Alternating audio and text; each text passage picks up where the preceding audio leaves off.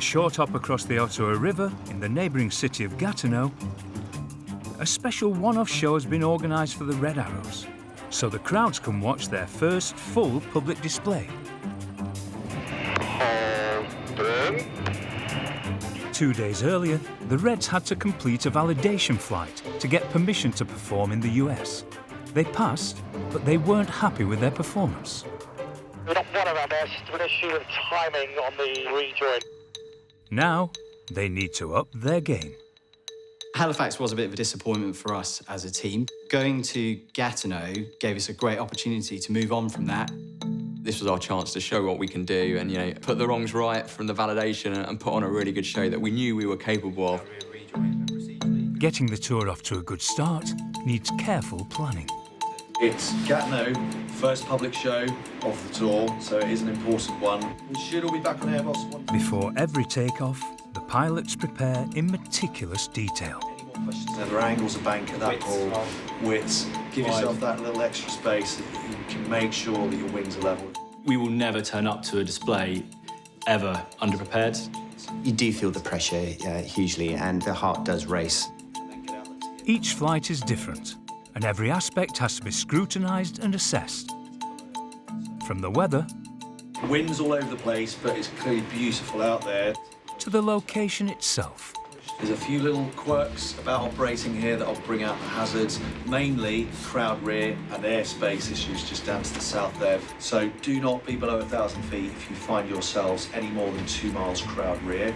The pre-flight briefing is one of the most, if not the most important aspects of the flight. It's what gets the guys into the zone. Taxi out, single file, double spaced. It really keys you in and gets you ready for going up and doing the display. More bank holding. Tight on those decks. Not only do they talk through their display in detail, they also practice out loud the cockpit commands they'll use in the air. To right, And pulling up. 6, 7. Go. What I do is I talk through sequentially exactly how that sortie's going to run, from the minute we start the engine up until the minute we shut down. Right. Reds. Brake, brake, go. Roll, checker, pull. We sit there in that brief and we will not fly until we're absolutely certain that we've got it right, because if we can't get it right in the brief, there's no way it's going to work in the air.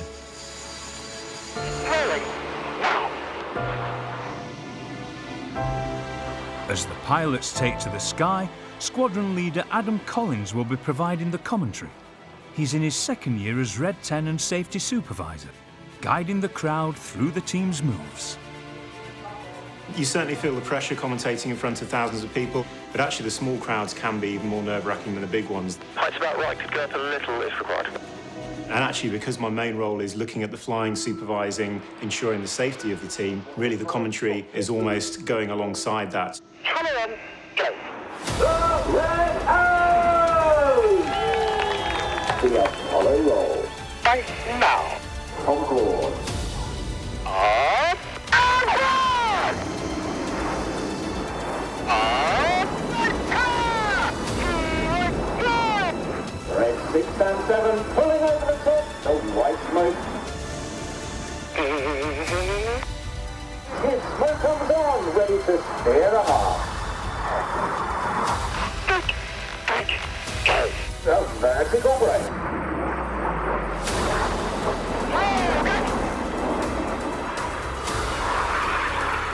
8 and 9 roll around 57. 6 rolling out. Take a roll, go. Ladies and gentlemen, you've been watching the Red Arrows!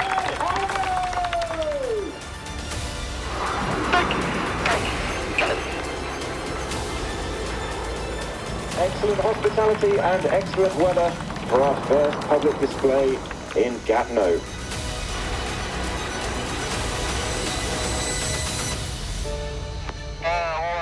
Thank you. It did feel like we're back on it a bit more. Yeah, that was great fun. That was awesome. I think it's a good one just to get the nerves settled as well for displaying abroad. He hasn't been for a little while and in front of a different crowd. I think we blew the cobwebs away, so it's good. I mean, what an amazing backdrop, the sun's shining, and there's a real buzz about this place. It's awesome, absolutely awesome. The crowd were just cheering away, and it just was magical. You could just sort of feel the hairs on the back of your neck. I think they just got an understanding of how far we've come to get here. It was perfect. Now back on the ground, it's time for the pilots to meet some newfound fans. So come on, here. Come here. And Red 7 John Bond, Bondy, is a particular hit. Said I want a picture with a pilot, and I want the cutest one. So he volunteered. What a lovely lady, lovely lady. And again, it's things like this that make this job worthwhile, you know, just feeling the appreciation of the crowd. There we go. Did you enjoy it? Enjoy the show? Yeah, it was really cool. Brilliant. The first public display of the tour is a success. But it's about to get seriously challenging. Next, it's the USA, with towering skyscrapers, millions of spectators, and thunderstorms that could bring everything to a grinding halt.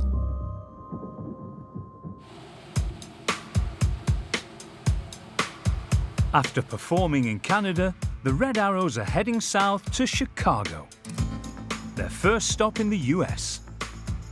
More than 2 million people will be watching their displays here, and they've never flown anywhere quite like it. Chicago was the one display that really focused my mind as a leader. We've got 1,500-foot high skyscrapers, bigger than any display site we've ever displayed at. It's a stunning skyline, but that actually gives us a lot of challenges when we've got 1,000-foot high buildings where we want to be flying as low as 300 feet.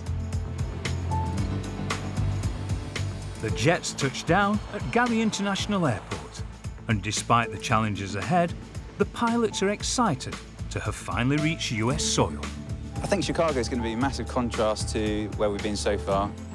To get off here in Chicago, one of their really big cities, here in the Windy City, is going to be fantastic. It is a game changer. That location will probably be one of the first times that the guys really understand the enormity of taking the Red Arrows across to the North American continent. So the pilots are excited about Chicago, and Chicago is certainly excited about them. The local TV networks have noticed that the Brits are in town, and the breakfast news programmes are out in force.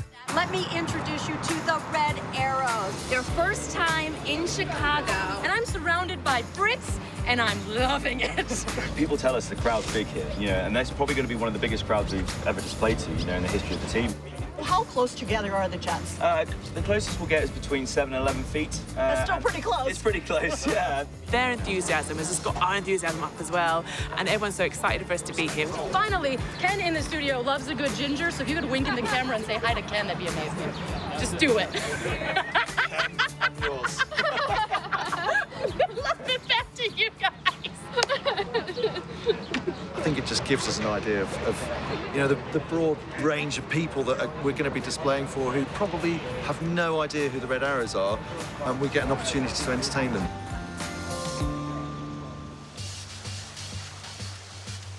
Next morning, it's a wet start as the team prepare for their first American display.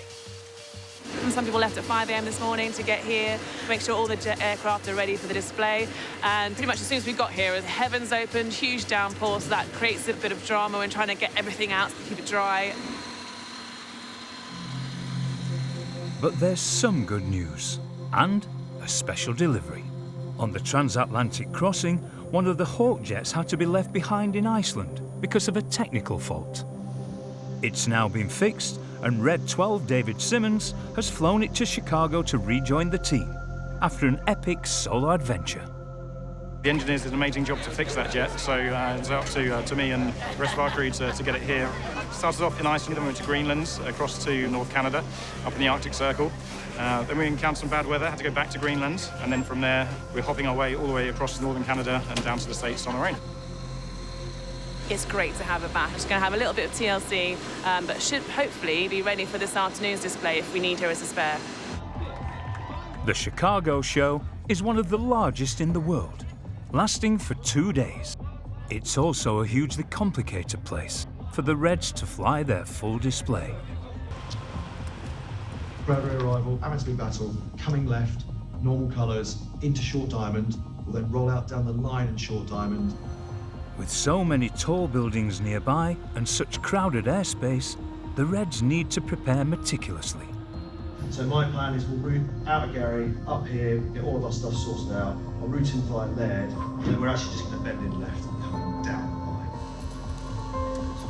line. And it's such a challenge, the team have decided to perform a recce flight ahead of their display. They want to make sure that when it comes to the show, there are no surprises. The recce flights are something that we don't normally do, but it was absolutely recommended from the airshow organisers to just go and fly around the aerobatic area in front of Chicago just to get a grip of how big some of those buildings are, to have a look at the show site, and to do that in a controlled fashion.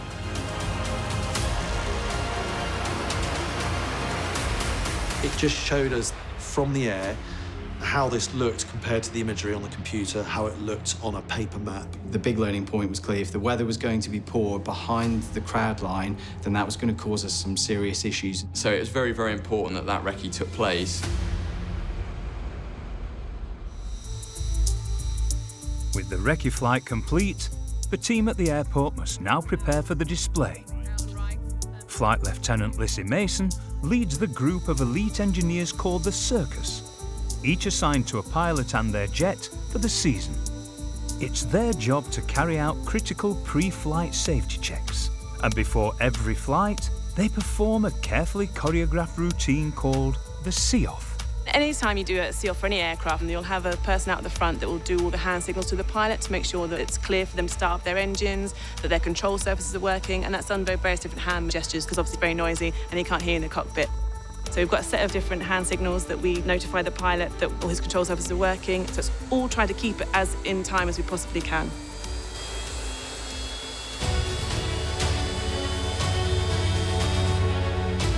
But just as the pilots are about to take off, there's a sudden change of plan. We got ourselves all ready for the Chicago display, and unfortunately, some thunderstorms have come rolling in. We were watching on the rainfall radar, but just at the time we were about to start the engine, we got the call to just wait, hold off, we'll just see if the weather improves. We were so excited to get out and fly our first public display here in the US, and it just feels like it's been pulled away from underneath us. The storm is 25 miles away at the airshow site, and it's a heavy one. All flying has been postponed until it clears. It is quite tricky because clearly you build yourself up to the show to get yourself mentally in the right place to go and do it. And we were all certainly really fired up for that one and ready to go. Any time there's a pause, it's so difficult to get the plate spinning again, to make sure that everyone's in the right mindset, they're focused enough. My biggest worry when we got that stop was about trying to keep the guys in that psyche to step straight back into it as soon as we got the green light. Need to seek shelter because we're going to get wet. At the waterfront, it's a bleak wait for news. It's a bummer that it's raining. Hopefully it's going to clear up soon, though. Finally, the storm moves on. The Reds get back in their jets, and they're off. The weather's better. Low cloud is still a concern. There is a very thin layer now, crowd rear, estimate 800 feet. It's fairly persistent. As they approach the show site, Purty makes a last-minute decision.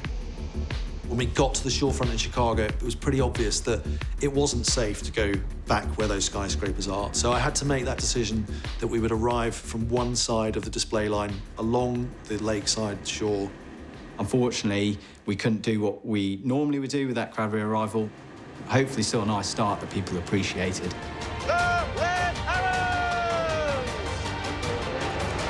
And the pilots more than make up for it with the rest of the display. It's time for the heart and spin. Go! Here comes Red 8 from the top right to spear the heart. Shoulder strike coming. Ladies and gentlemen, you've been watching the Red Arrows! I can't actually believe we've just done that. We had the skyscape behind us. We had clouds pretty much up on the top levels of some of the skyscrapers up there. So it was a really thin layer of cloud, really atmospheric. I'm a little bit lost for words, to be honest. It's just unlike anything I've ever done in my career. Just the scale of the buildings, the crowd was enormous. Pretty surreal. You know, just get one of those sort of out-of-body experiences of, like, have I actually just done that? You catch those small glimpses in the middle of some manoeuvres of the skyline of Chicago, skyscrapers kind of lost in cloud, the tops of them, and to yet still put a show on in front of the crowd, that, you know, being so close to it, it's really hard to put that into words as to how special that is. That was epic. Very challenging because the weather wasn't completely on our side, but we got the heart in, we got all the looping manoeuvres in, so that was amazing. Hopefully, blue skies tomorrow.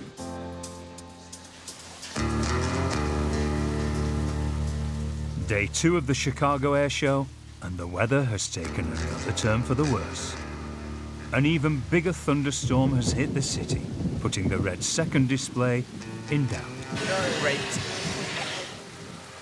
You could hear the thunderstorms rolling around, you could see the lightning, and I must admit, looking at the weather forecasts, I wondered whether it was even worth going to the airport, let alone think about flying the display that day.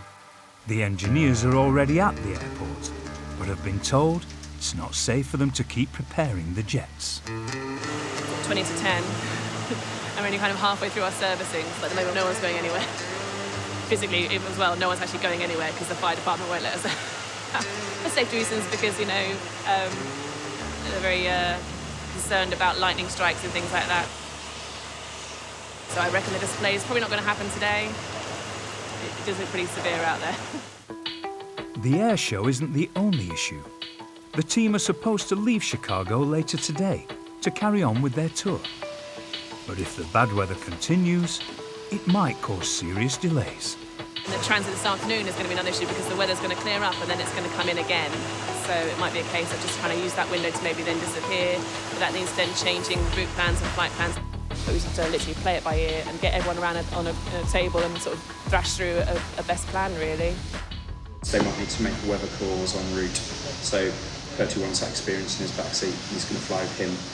So By lunchtime, there's a change in the weather, and suddenly it's blue skies.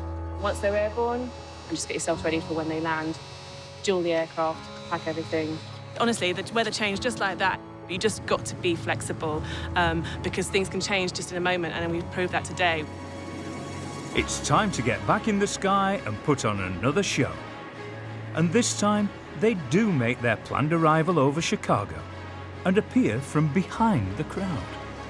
Despite that poor weather in the morning, we managed to get crowd rear, taking the crowd by surprise by arriving from behind them with the red, white and blue.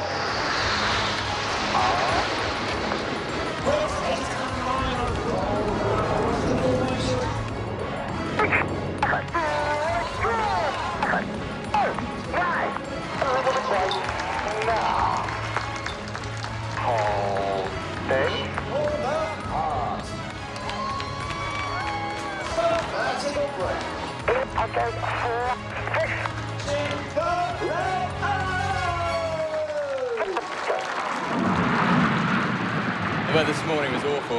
It looked like we weren't even going to get a display in, so to get a full show in was great. Chicago done, that was epic. So good tick in the box. That was incredible. For the dye team, it's straight back to work. The jets need their dye tanks topping up, so their iconic coloured smoke will be ready for the next performance. But we're already pre-mixing the dye.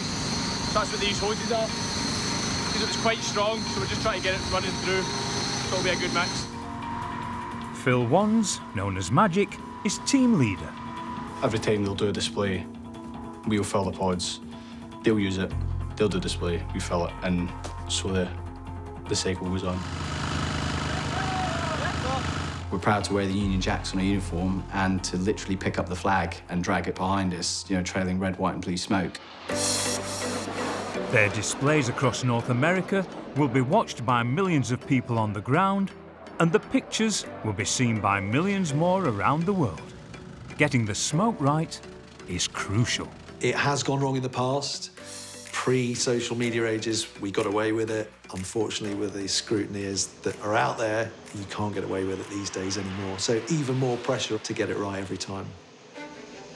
The coloured smoke is created by vaporising diesel mixed with dye. You can hear now, that's the pod venting to get all the air pressure out so that we can put the dye in. But there's nothing high-tech when it comes to filling the tanks. As the team can't see inside, they have to rely on the sound of the liquid reaching the top.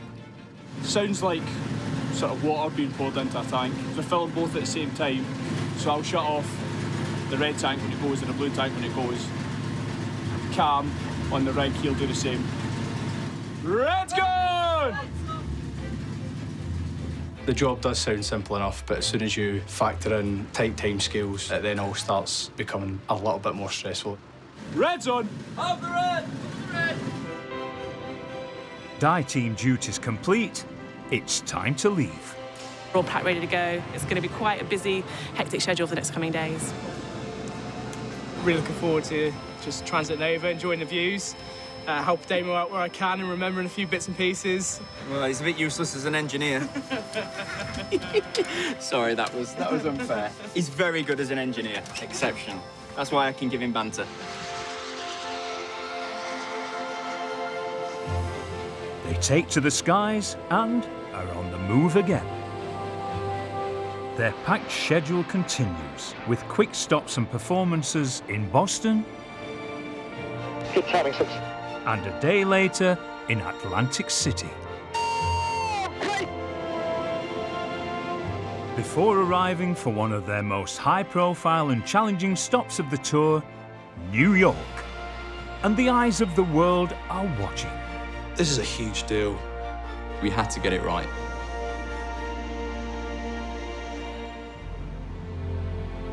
The Red Arrows are taking America on one of their biggest ever tours. And they've arrived in New York. New York, I think, was the one pin on the map that drew most guys' attention when we first saw it. You can't really think about the United States without thinking of New York. It's probably the one that I'm really excited about. But they're not alone. They'll be joining 10 US Air Force jets for an historic joint flypast down New York's Hudson River through some of the world's most heavily regulated airspace. The plan at the moment, if it comes off, is for all of us to fly down the Hudson, in trail, one behind the other, loop around the back end of the Statue of Liberty, and then come back up to New York via the Hudson. The New York airspace is probably the busiest portion of airspace in the world in such a condensed area. The planning's begun months in advance and liaisons with the other teams that we were going to be working with.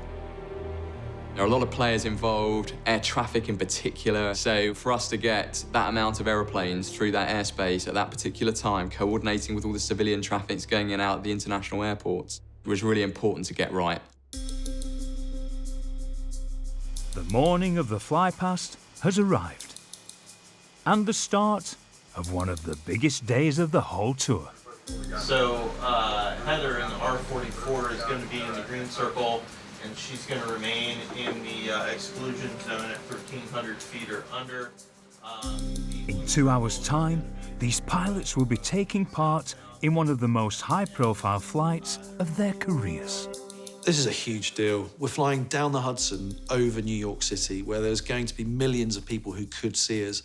We can't just cobble this stuff together. Every remaining minute needs to be spent carefully finalising the plan. On the morning, obviously everyone had their game faces on. You only get once in a lifetime chance to go down the Hudson with that many jets. So, you know, we had to get it right. And then once we get to the George Washington Bridge, that's when we're going to start working the flight split. That first meeting, we had every single formation leader taking part. So that was the US Air Force Thunderbirds who were present. We had the F-35 pair. We had representatives from the F-22 Raptors. US Air Force's frontline lethal fighters. We had air traffic control from New York Center. We had the air traffickers from the airfield we're at there in the room to be able to look eyeball to eyeball. After the joint meeting, the Reds regroup again to go through the plan one last time. We've got the Lightning and the F-22s locked in with us, so it'll be white smoke for the outriggers. When we're northbound, they're going to have backed off, will be full coloured smoke. We'll establish with the Thunderbirds, and then we're just going to follow the Thunderbirds around in a big lazy turn round to the left, but I am going to just offset right to the middle for the Liberty, fly past. Make sure you're not looking elsewhere. I need you to be eyes locked onto me, please. It's going to be a bit of a highlight, so I'm sure we'll nail it, but just stay on it. But it's been a busy old one, but this will be iconic, so high profile.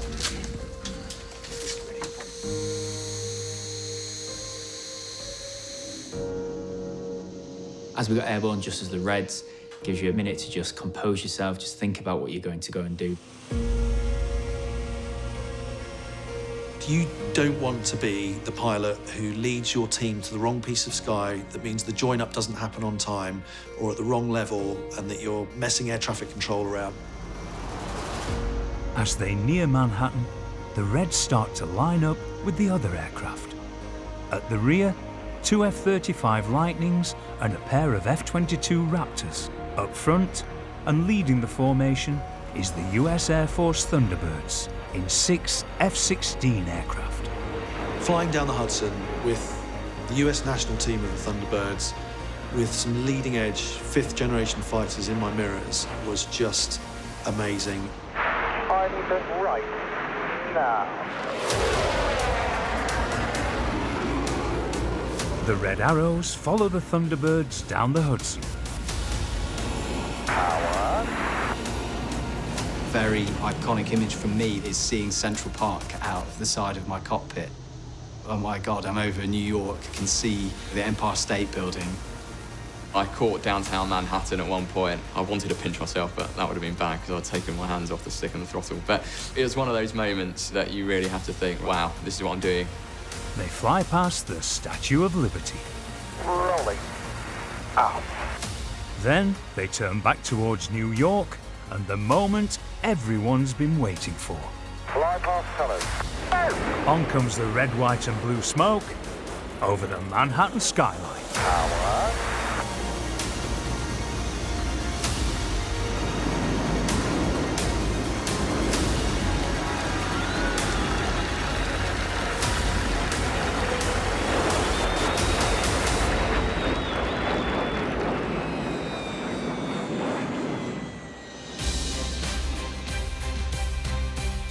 That is career highlight. That was amazing. What a standout moment. That was one of the best hours I've had in a jet, in fact, in my entire career. That was pretty special. That was pretty special. You know, 5 years of being on the team and stuff, I've got to be right up there as one of the best things we've done. We've just flown the red, white and blue of the UK over New York City. It doesn't get any better than that for us. It makes you very, very proud. Proud to be British.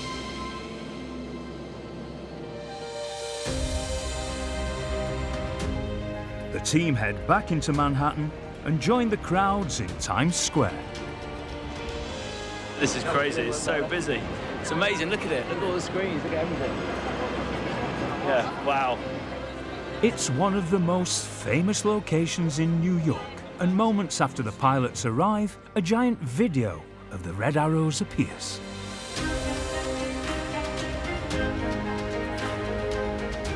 Just bizarre. There we were, middle of Times Square with our pictures on the wall. You don't see that every day. This is just, yeah, beyond belief. It's great. See the red arrows and up on one of the big screens and stuff. Yeah, it's pretty special to be stood here in the middle of it as well. So, yeah, awesome.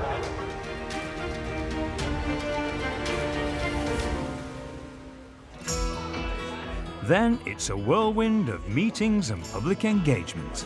They're amazing global ambassadors. They're a real statement of British excellence. It just makes me so proud to have them here and to be able to show them off to the people of New York and indeed to people across the US and Canada over the next few weeks.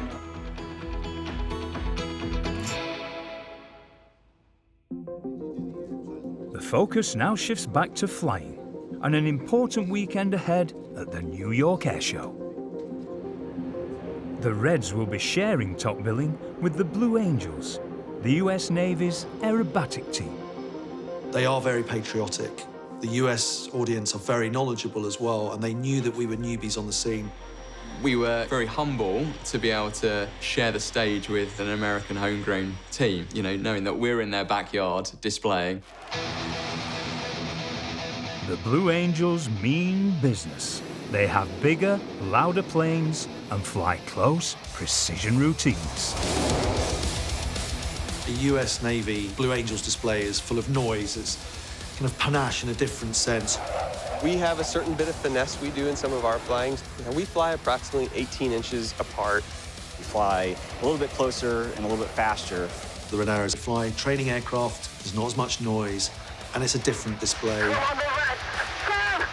We've got 9 aeroplanes, and we've got red, white, and blue smoke. We might fly different jets. Ours are blue, theirs are red, F-18 and a Hawk. We might be from different countries, but in the end, we're there to do the same mission. It's really cool to see how we accomplish that mission in our different ways. Yes, there is healthy competition, of course there is, but a lot of mutual respect as well. Everyone wants to aspire to be the best, and that competition is great because it spurs everyone on to putting in a really high performance. It's very unique and historic that the two teams get to come together. And Red 4 Gregor Ogston and Red 10 Adam Collins aren't just going to be watching the Blue Angels. To suss them out, they're about to fly as passengers during a training session. It's an iconic team to fly with, such a well-known team around the world, and being able to fly with them is just an absolute privilege. Gregor and Cos get strapped in. And then the Blue Angels demonstrate their take on the pre-flight routine, the walk down.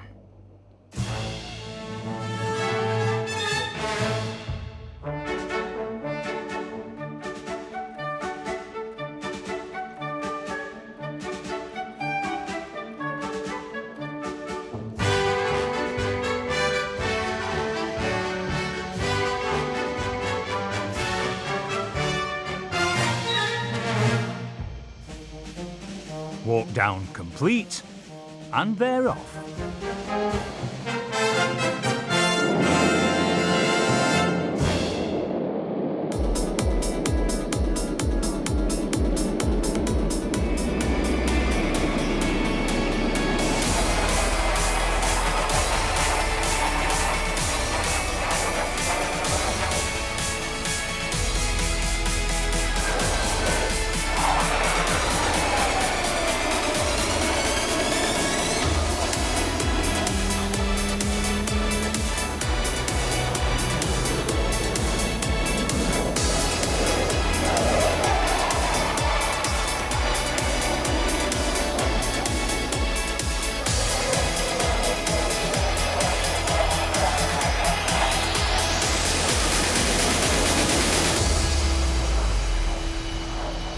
That was phenomenal, yeah.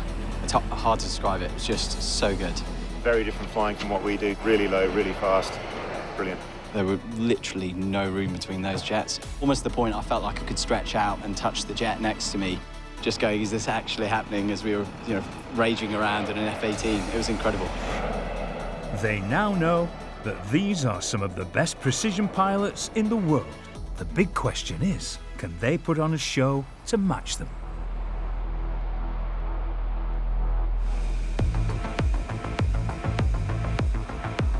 Red Arrows are taking America.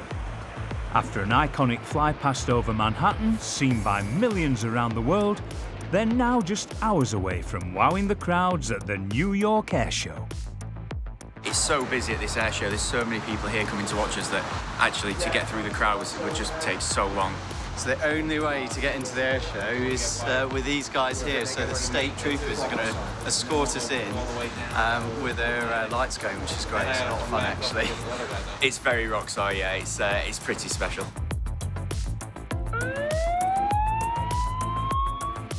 With a high-speed police escort, the team avoid lengthy queues. That's ridiculous, isn't it? And arrive at the airshow site on time. And there's an enthusiastic crowd waiting to meet them.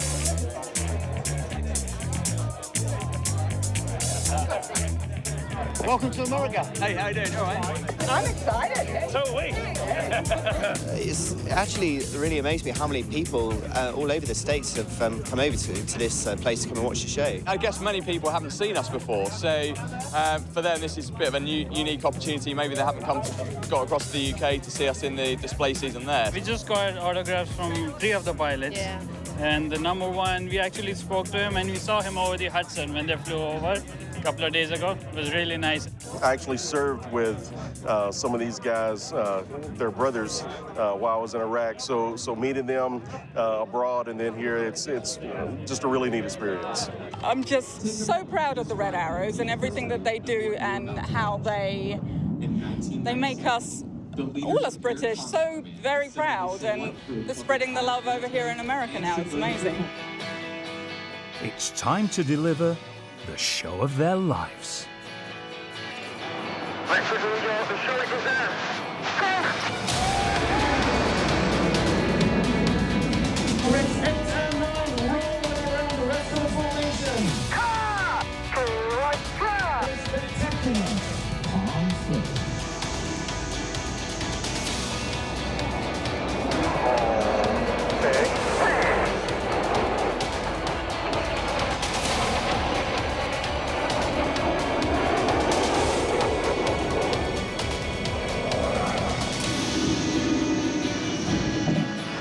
It's just such a great atmosphere, and that atmosphere feeds into the cockpit and into the display as well. We've just placed a bit of a good show on for them today.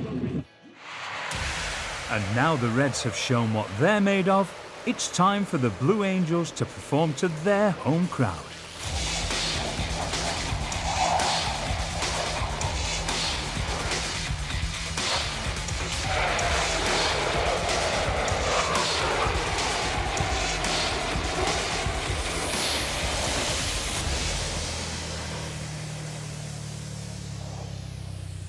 Who do I think put on the better show? Oof. Do you actually want an answer for that? I mean, the Blue Angels put on an incredible show. Their close formation is really something to behold, but I think the public like the red, white and blue smoke.